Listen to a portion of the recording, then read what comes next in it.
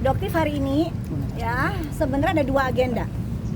Yang pertama untuk mengawal kasus kasus DRL ya, di mana atas laporan Doktif tentang Undang-Undang Kesehatan. Bang Caca tolong di sini Bang Caca. Undang-Undang Kesehatan bersama lawyernya Doktif ya. Jadi Undang-Undang Kesehatan dan Perlindungan Konsumen yang kalian ketahui yang Doktif laporkan adalah DNA salmon, white tomato dan stem cell. Ya, yang saat ini sudah ditetapkan menjadi tersangka dan seharusnya hari ini adalah panggilan untuk melengkapi pemeriksaan yang kedua. Tetapi sesuai persis dengan prediksi Doktif, semalam dia mengupload story tentang dia yang menggunakan infus. Ya, dia menggunakan infus, dia mengatakan dia tumbang, dia sakit. Padahal kita tahu selama ini kalau dia dugem bisa sampai pagi, itu nggak ada kata sakit. Dan baru kali ini dalam sejarah dunia medsos atau akun yang dimiliki oleh saudara DRL, baru kali ini dia memposting kondisi dia yang sakit. Ini adalah salah satu bukti bahwa dia sebenarnya penakut. Yang kedua, dia itu kan menjual stem cell. Stem cell itu kan bisa menjaga stamina kita. Itu adalah salah satu bukti bahwa stem cell yang dia jual di klinik dia adalah palsu. Ya, mini stem cell yang dia jual adalah dia palsu. Buktinya apa? Dia sendiri penyakitan.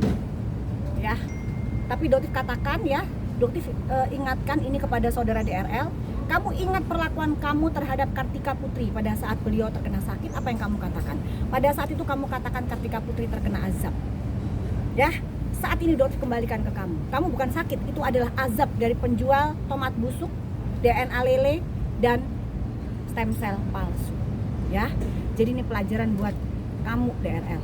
Ya, melawan Doktif, kamu bukan siapa-siapa. Uang yang kamu tawarkan sebesar 5 miliar ke Doktif, itu Doktif tidak akan terima. Kembalikan ratusan miliar uang masyarakat yang sudah kamu ambil.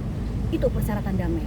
Jangan pernah memberikan Doktif uang damai di balik sembunyi-sembunyi di belakang masyarakat. Kalau kamu ingin ketemu Doktif, di depan jurnalis. Kalau kamu ingin berdamai dengan Doktif, fair aja, berapa kerugian masyarakat, kembalikan uang mereka. Itu baru kita damai. Jangan ajak damai Doktif di belakang. Seperti itu. Ya, yang kedua, Doktif melaporkan dugaan pemalsuan logo halal yang dilakukan oleh owner atau selebgram dengan inisial MH. Ya, dan ini juga bestie dari DRL. Ya, brand dari brand lendir atau brand L. Ya. Jadi memang diduga ada pemalsuan logo halal dan Doktif datang kali ini untuk memberikan laporan. Selain itu ada yang ketiga, Doktif akan melaporkan ke SPKT tentang pemalsuan nomor plat mobil mewah yang dilakukan oleh DRL. Jadi hari ini sebenarnya ada 3 agenda, tapi rupanya hanya 2 agenda yang bisa kita laksanakan. Ya. Mungkin ada tambahan? Ya, intinya hari ini kita datang terkait dengan tahap awal penyelidikan terkait dengan Lensir. Kebetulan kita dari pihak penyidik sudah memberikan undangan dari jauh-jauh hari, dan hari ini kita datang sebagai memberikan keterangan sebagai saksi maupun dari korban juga, karena korbannya Ibu Doktif sendiri yang sudah sudah mencoba menggunakan produk tersebut. Jadi seperti itu. Jadi kita terkait dengan logo halal palsu yang diduga palsu. Oke? Dok, Humas bilang katanya DRL tuh nggak hadir hari ini karena diundur ke 4 Februari karena sakit. Oh, di tanggal, kalau Doktif sendiri pribadi tidak percaya, ya, karena orang ini sangat manipulatif, tidak percaya sama sekali. Jadi tetap, tapi bagaimanapun juga kan, ya kita tetap praduga tidak bersalah ya sebagai pihak penyidik ya, bukan kita. Tapi kalau Doktif pribadi tidak percaya, ini orang sangat manipulatif. Jadi ya silahkan. Dan ini adalah dugaannya Doktif, ini strategi dari DRL. Untuk apa? Untuk menunggu Prapit.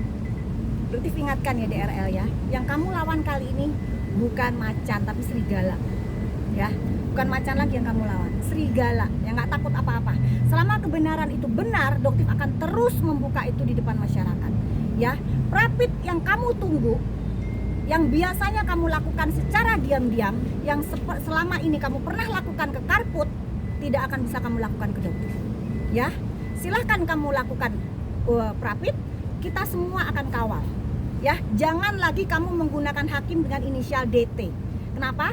Karena per hari ini Doktif akan meminta dari lawyernya Doktif untuk mengirimkan surat ke KPK, ya, untuk pengawalan dari hakim yang akan menjadi hakim di Prapit dari DRL. Jangan sampai ada dugaan aliran dana. yang dulu sempat diduga ada aliran dana ke hakim inisial DT. Ya, jangan ada lagi di sini, jangan ada permainan apapun.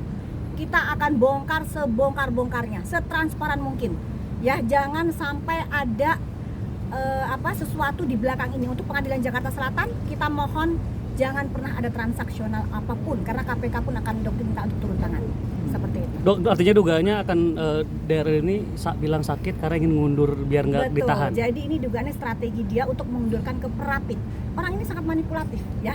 Jadi semua ini sudah bisa Doktif prediksi. Semalam Doktif sudah bilang kemungkinan dia tidak akan datang. Kenapa? Karena dia akan bilang dirinya sakit.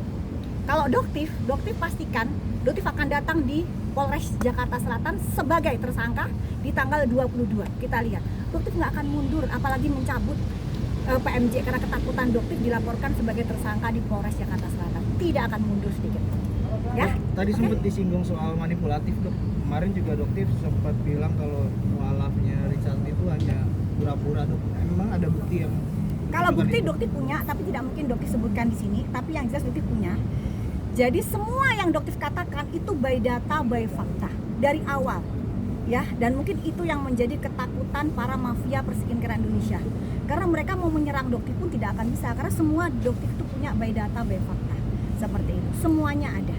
Dok, Ya. tadi kan Doktif sempat mengatakan ada pernah disuap oleh DRL sebesar 5M kalau tidak salah. Ya. Mungkin kejadiannya kapan sih, Dok, dan akhirnya Enggak, kenapa pokoknya intinya ada ya, ada hal-hal seperti itu. Untuk kapannya tidak perlu Doktif jelaskan secara detail di sini. Yang jelas kalian perlu tahu saja usaha itu ada dan sering dilakukan. Ya, sering dilakukan, sering diupayakan, tetapi selalu gagal. Ya, dari awal melalui Dokter Oki selalu beliau ingin bertemu sampai menawarkan bahwa beliau siap untuk digeledah, diperiksa. Tapi Doktif bilang, maaf, bukan caranya Doktif untuk bertemu secara sembunyi-sembunyi seperti itu dan memberikan dana di belakang itu. Enggak, tujuan Doktif satu, jangan ada lagi oknum dengan profesi dokter mengambil uang masyarakat awam ya seenak mereka tanpa merasa hukum itu tidak akan terkena kebal hukum. Nggak ada, meskipun kamu itu dokter gitu loh. Udah, sekarang yuk kita berjalan di tracknya. Dokter seperti apa? Apakah dokter boleh flexing seperti itu? Ya nggak boleh, sudahlah. Menjadi dokter itu kalaupun berjualan ya boleh berjualan, tapi bukan dengan cita-cita akan menjadi dokter terkaya se-Indonesia. Itu menyakiti kita sebagai dokter. Ya, oke. tuh kanan